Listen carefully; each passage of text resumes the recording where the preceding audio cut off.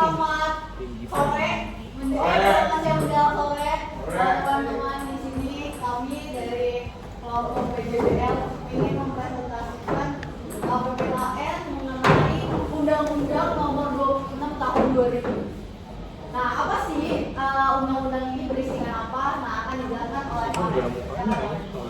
Lalu kita mulai dari undang-undang apa itu Undang-Undang Nomor 26 Tahun 2000? Itu isinya itu mengatur penanganan kasus pelanggaran hak asasi manusia atau HAM yang berat. Contoh kasusnya itu kejahatan genosida dan kejahatan terhadap kemanusiaan.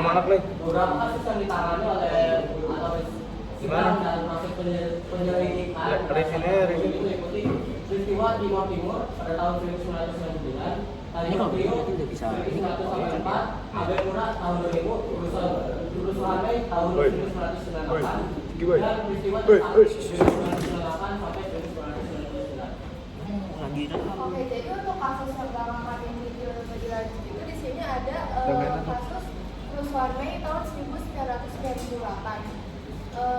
Jadi UU nomor 26 tahun 2000 ini kan tentang pengadilan hak asasi manusia. Sekali lagi perhatian untuk anak-anak kelas 10C yang masih belum mengambil handphone, mohon segera mengambil HP di meja piket. Terima kasih. Jadi kasus kerusuhan sama UU ini saling terkait karena UU itu menjadi landasan hukum untuk mengadili pelanggaran HAM yang maksudnya itu berat, termasuk peristiwa sejarah.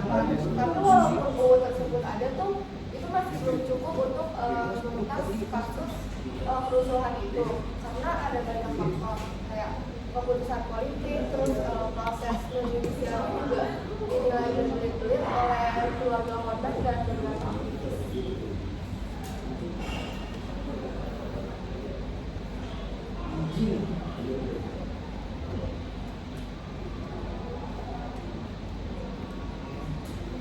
Oke, selanjutnya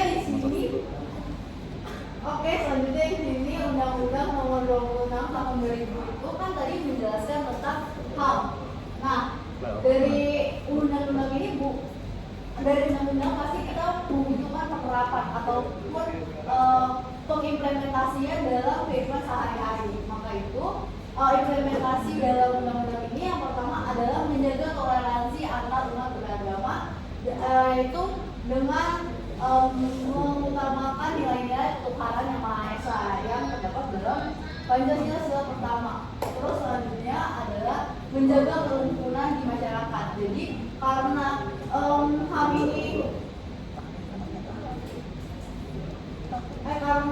ini adalah menjunjung hak manusia, hak asasi manusia. Jadi menjaga kerukunan ataupun menjaga toleransi antar sesama itu sangat diperlukan agar tidak ada konflik seperti itu yang melanggar hak asasi manusia.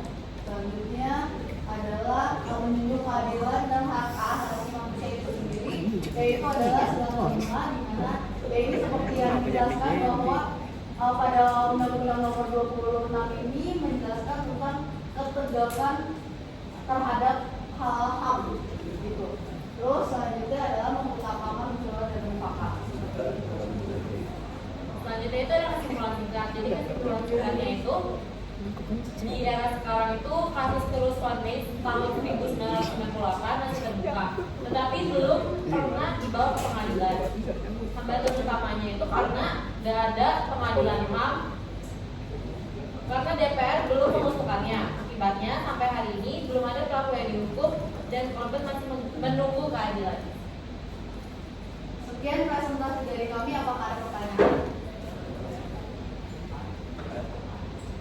Nggak ada. Oke. Terima kasih telah mendengarkan. Selanjutnya adalah kesimpulan. Kesimpulan dapat diambil dari infografis tersebut adalah pada kerusuhan Mei 1998 ini merupakan salah satu kerusuhan massal yang terjadi di Jakarta ataupun di Indonesia yang sangat besar. Nah, kerusuhan ini tuh termasuk salah satu pelanggaran HAM yang besar yang sangat berat di Indonesia. Nah, Undang-Undang Nomor 26 Tahun 2000 ini tentang pengadilan HAM itu menjadi dasar hukum penyelesaian penyelesaian pelanggaran HAM yang sangat berat di Indonesia, termasuk kerusuhan Mei 1998 ini. Nah, karena peristiwa ini tuh terjadi sebelum tahun 2000, maka penyelesaian itu harus melalui pengadilan HAM ad hoc atau berdasarkan usul DPR kepada Presiden.